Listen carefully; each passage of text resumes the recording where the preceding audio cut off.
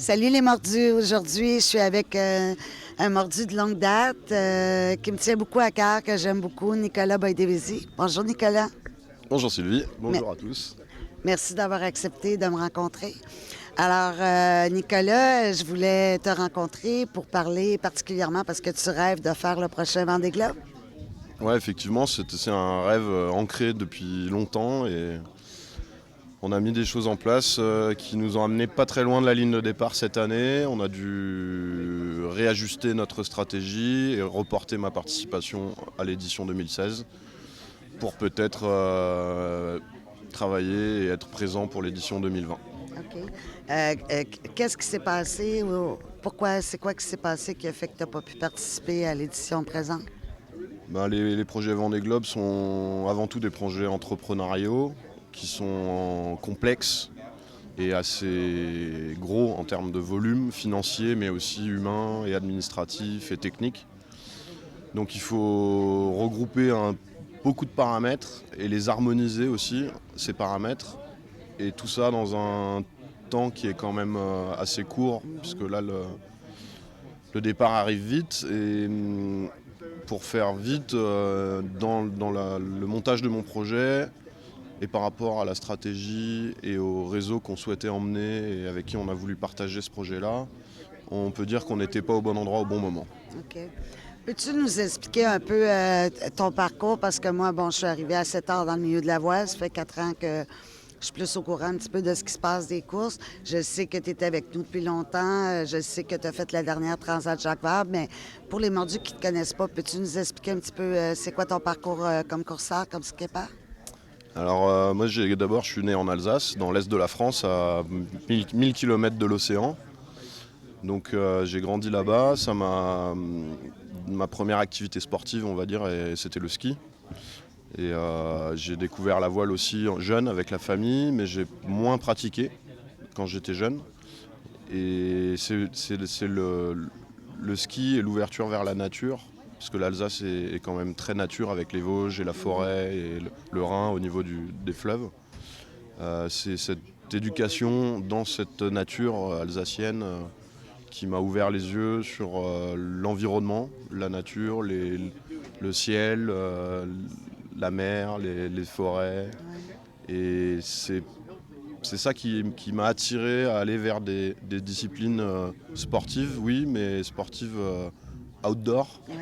Et c'est toutes ces choses-là qui m'ont donné envie d'aller plus loin dans ces milieux, en mer comme en montagne. Et en montagne, quand on commence à évoluer en montagne, on a toujours envie d'aller voir ce qu'il y a derrière le sommet ou le col devant nous. Et en mer, c'est un peu pareil, on a toujours envie d'aller voir qu'est-ce qu'il y a derrière la ligne d'horizon. Donc en tant que sportif, c'est le côté vraiment aventure, défricheur. Et si on fait le lien avec le monde de l'entreprise, c'est un petit peu pareil, c'est le côté d'aller toujours de l'avant dans l'innovation, d'essayer de toujours surfer sur une nouvelle vague en quelque sorte et surtout sur une vague nouvelle aussi. Oui. Alors, au niveau des courses, c'était quoi ton parcours? As-tu commencé en classe mini? Qu'est-ce que tu as fait exactement? À partir de quand est né le rêve là, d'aller plus loin, d'aller de plus en plus loin dans les courses?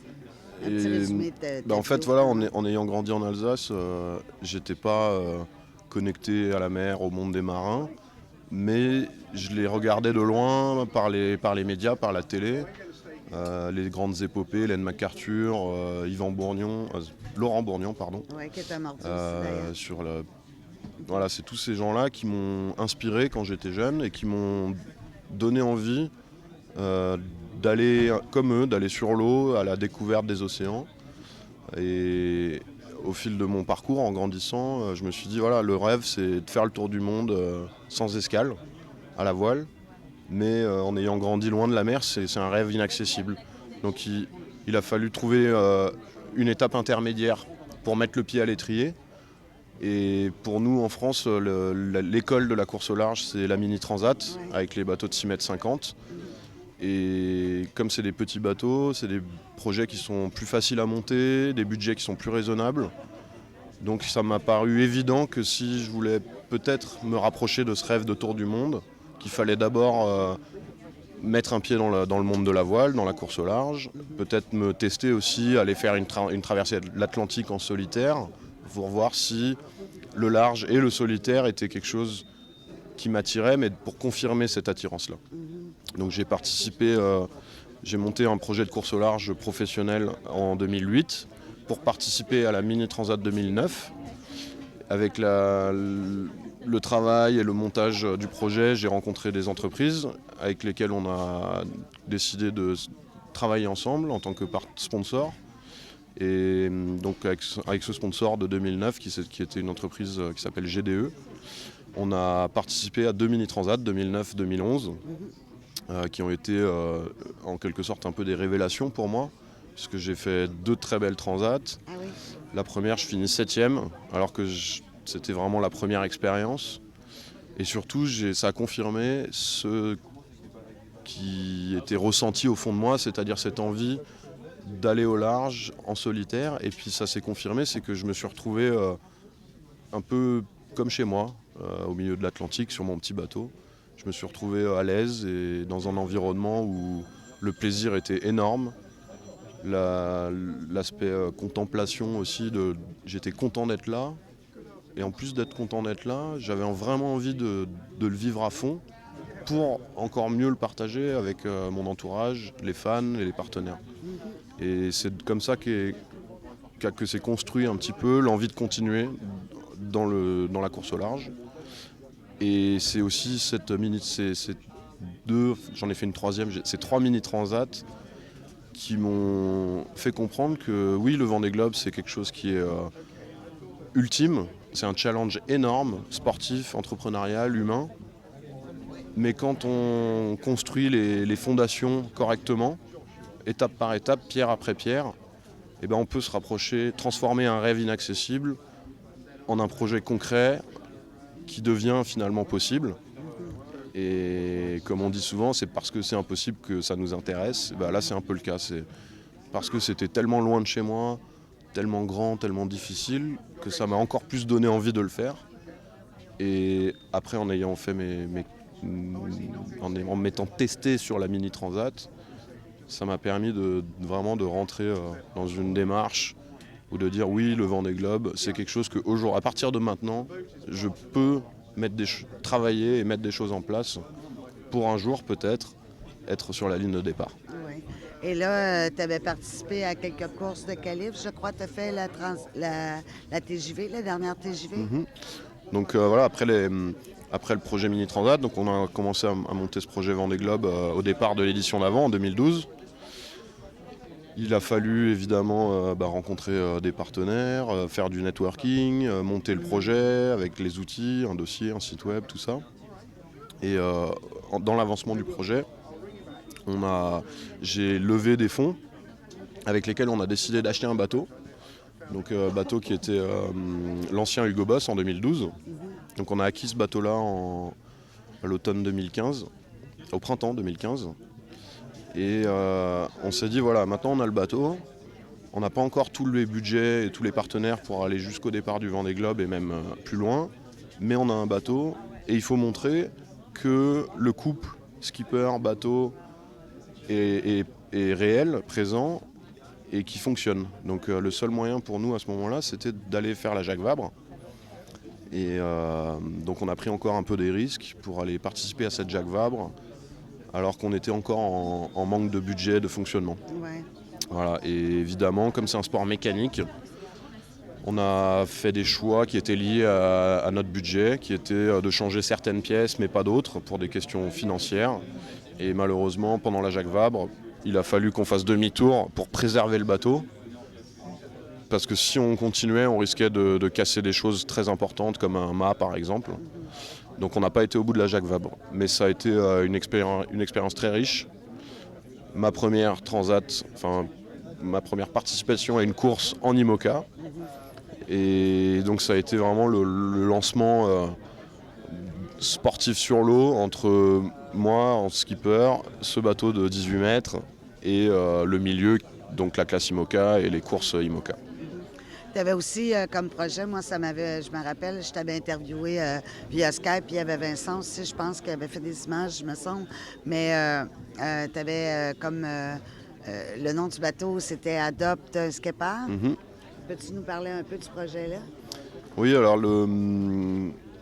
comme on avait un bateau et qu'on n'avait pas encore de partenaire, la visibilité et le nom de course n'étaient pas attribués à une entreprise ou une marque. Et il nous a paru important de donner une identité au bateau, mais aussi au projet. Donc à 1 an du départ du Vendée Globe.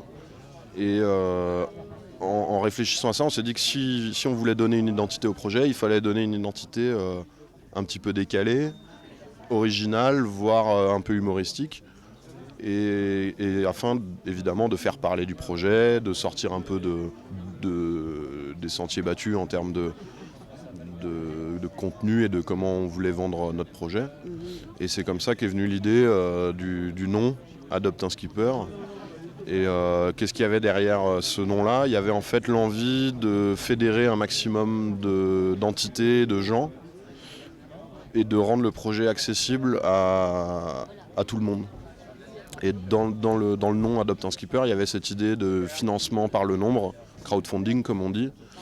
Et voilà, c'était vraiment parti sur une idée d'ouvrir notre projet au plus grand nombre, des personnes vraiment des privées jusqu'aux entreprises et à tout public, à tous les publics. Voilà, donc c'est comme ça qu'on a décidé de donner ce nom-là au projet pour la Jacques Vabre. Et ça a été rigolo parce qu'en fait on a eu beaucoup de retours positifs sur l'originalité de l'identité qu'on avait donnée. Voilà. En t'écoutant parler, je réalise, je vois déjà en parlant avec les différents skippers, tu sais, souvent on discute via Facebook et tout ça, puis je me rends compte que vous avez beaucoup de défis. Faut pas juste être un athlète, faut pas juste être un navigateur, faut pas juste se pencher au côté technique. Il y a tout l'aspect communication qui est hyper important, puis souvent les skippers sont, à moins d'être avec une grosse équipe comme certains, là, vous êtes souvent mal logé à ce niveau-là parce que ça demande du temps. Vous avez besoin d'être partout en même temps. Mais il y a un côté entrepreneur très fort qui doit être aussi. Donc, c'est des qualités qui doivent être... Vous devez être extrêmement polyvalent. Comment vous arrivez à vous développer à tous ces niveaux-là? Parce que l'entrepreneurship, c'est pas donné à tout le monde. Les communications, c'est pas donné à tout le monde. Le côté technique non plus. Être un athlète non plus. Comment tu es arrivé à amasser un bagage... pour développer ces aptitudes-là de ton côté? Un peu comme la décision de s'engager sur un Vendée Globe, il faut une envie. C'est l'envie, la base de tout ça. Après l'envie, il faut une curiosité. Il faut vraiment aller chercher les éléments dont on a besoin et trouver ces compétences-là, les créer et les développer. Ouais. Donc l'envie, la curiosité, et après c'est l'investissement, l'engagement qu'on y met, nous, skipper, chef de projet, mais aussi éventuellement toute l'équipe qui est avec nous. Ouais. Et la notion d'engagement, elle est vraiment importante parce que c'est un peu ce message-là qu'on passe sans le vouloir, c'est si on veut quelque chose, qu'on en a très envie et qu'on le veut, même quand on n'a pas les compétences, on peut travailler, on peut aller à la pêche à l'information avec cette notion de curiosité. Et comme ça, petit à petit, on peut acquérir des compétences qui n'étaient pas les nôtres au départ. Et au final, on peut accrocher ses rêves avec ces paramètres-là, avec l'envie, avec l'engagement, la curiosité et l'engagement. Mais je pense que de plus en plus aussi, il existe des ateliers. J'en ai vu passer quelques-uns qui étaient destinés aux skippers, justement, pour... vous avez plus de moyens que peut-être les skippers qui étaient, il y a 20 ans, pouvaient avoir. À ton avis, est-ce que tu penses que ça se développe, ce côté-là? Oui, c'est évident que ça s'est développé. Ça s'est développé pour 2 raisons. La première, c'est que tout évolue. De notre côté sportif, mais aussi dans la façon dont les partenaires s'associent à des projets comme ça, dans la façon dont le public suit les courses et les skippers. Voilà, tout ça, ça évolue. Et en tant que sportif aujourd'hui, on ne peut plus être que sportif. Il faut, comme tu le disais, il faut une casquette de marin, de skipper, mais il faut aussi une casquette d'entrepreneur, de manager, parce qu'il y a une équipe. Il faut aussi une casquette administrative. Voilà, donc comme on le disait, c'est multicarte, il faut être un couteau suisse.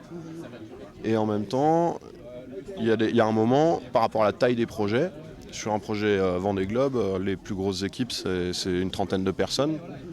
Donc ça dépend voilà, de la taille du projet. Sur un projet avec 30 personnes, chaque personne fait son métier et le fait à 100%. Sur un projet un peu plus amateur où l'équipe va être plus faible, 4-5 personnes, et bien évidemment chaque personne dans le team aura une ou plusieurs activités au sein du team. Là, à l'heure actuelle, où est-ce que tu en es? C'est quoi tes projets? Puis à quelle étape où est-ce que tu en es? Bon, tu n'as pas pu participer à ce Vendée Globe-là. Je pense que tu vises le prochain. C'est quoi les étapes que tu es en train de faire? Puis c'est quoi les principaux défis que tu as rencontrés, les principaux obstacles finalement? Alors juste pour le projet qu'on a monté jusqu'ici, c'était le premier défi, c'est évidemment le défi financier. Que c'est un sport mécanique, donc les bateaux sont quand même des engins ultra technologiques qui coûtent cher. Et au-delà de ça, il faut réussir à séduire, mais plus que séduire, il faut réussir à rencontrer les personnes qui auront envie de vivre cette aventure-là avec nous. Et c'est là toute la difficulté, c'est qu'on parle bien de rencontre. Une rencontre, ça peut se créer, mais ça peut aussi être complètement aléatoire.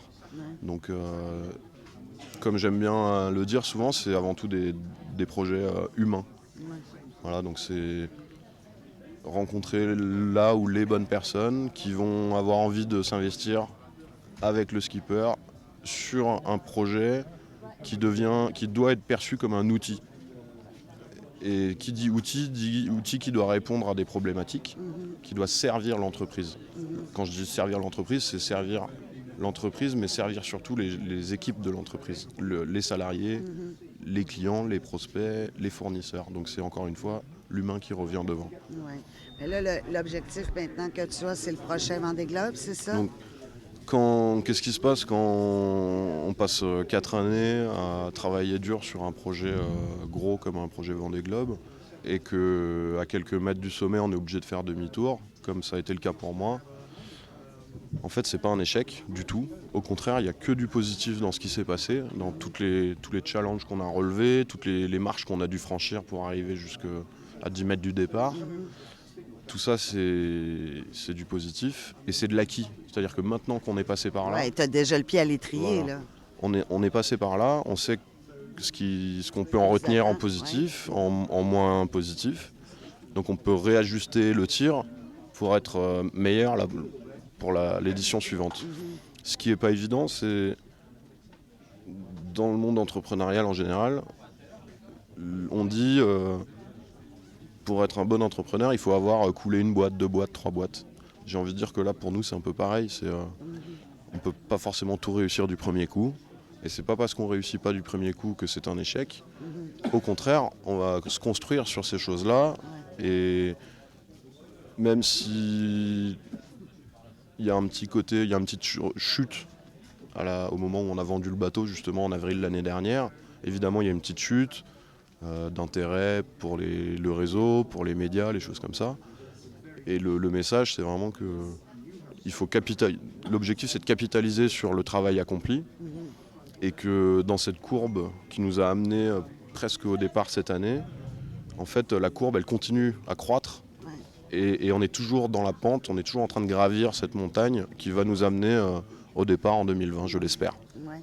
Ben, en fait, il y a aussi de la visualisation là-dedans, tu sais. Bon, tu te vois avancer, tu te vois progresser comme skipper, mais aussi comme entrepreneur dans la course. Mais je pense que quand on a une vision très claire, qu'on se voit en train de faire quelque chose, ça arrive. Ça peut pas arriver. Et moi, je t'ai vu aller pour la dernière Transat Jacques Vabre, je t'ai vu grandir depuis les classes mini que tu faisais, puis... C'est étrange parce que, bon, on est un peu l'opposé, toi puis moi. Moi, je suis toujours vers l'extérieur, en train de parler à tout le monde, très extraverti. Toi, tu es un gars très calme, très posé. Puis en même temps, à chaque fois que je t'interviewe, tu me touches beaucoup parce que je vois ce feu sacré-là dans tes yeux. Cette lumière-là, je la vois. Et c'est ça, moi, ça vient me chercher au plus profond de mon cœur. Et quand tu parles, je découvre un gars qui est extrêmement structuré dans sa pensée, qui est très logique. Et au-delà de la passion, tu es capable de mettre en place toutes ces étapes-là. Et ça, je trouve ça admirable parce que tu es quand même t'es très jeune. Quel âge as-tu? 34. 34. Donc, tu es encore très jeune, tu es en train de te former et on y croit. Écoute, moi, je voulais te donner la potion magique des mordus. T'en as entendu parler? Non, pas encore. OK. Alors, on a de la potion magique chez les mordus de voile. D'accord. C'est le sirop d'érable du Québec. Ah ouais. Ça va Maple t'aider. syrup. Ouais, avec ça, tu peux faire n'importe quoi. Tu vas te rendre jusqu'au Vendée. Génial. C'est un compatriote qui est ici, Québec Savard, que j'ai rencontré par hasard, D'accord. qui est devenu notre fournisseur officiel Génial. de potions magiques. J'adore ça, c'est super. Tu sais que tu peux en mettre sur les gaufres, les crêpes, Ouais. mais tu peux même glacer un poisson avec ça. Mm. Alors, tu peux même mettre sur du camembert avec des fruits des noix. Ah, ça, on aime bien faire chez nous. Ouais. Ah, ouais. Alors, écoute... Merci beaucoup. Merci pour Ça fait très l'entrevue. plaisir. Oui, bien, tu vas voir que quand tu vas y goûter, tu vas avoir encore plus de plaisir. Ça, c'est clair. Et puis, on va te suivre. As-tu eu des projets en attendant? As-tu l'intention de faire quelques courses? Là, tu vas avoir des qualifs à faire pour le prochain Vendée, mais entre-temps, qu'est-ce que tu fais? Ben, pour faire clair et court, un Vendée Globe, c'est une course qui fait partie d'un circuit. Oui. Donc il y a d'autres courses dans ce circuit-là. Et la meilleure façon de préparer un Vendée Globe, c'est de participer à toutes les courses du circuit. Et le circuit, il dure tous les ans, avec chaque année des courses importantes, des transatlantiques, la Transat Jacques Vabre, la Route du Rhum. Oui. Il y a aussi une Barcelona World Race. Oui. Voilà. Donc d'aujourd'hui jusqu'en 2020, il y a toutes ces courses-là auxquelles il faut participer. Toujours dans la même optique, c'est d'être le plus expérimenté et aguerri possible pour être au départ du Vendée Globe. Donc, on te voit Donc, sur ça ces démarre courses-là. aujourd'hui. OK. Voilà. Alors, on va te suivre avec plaisir. On va avoir la chance de se reparler pour ces prochaines courses-là. Puis, merci de l'entrevue. Ça m'a fait grand plaisir de te rencontrer encore une fois. Salut les mardis! Salut, merci d'être venu jusqu'en France.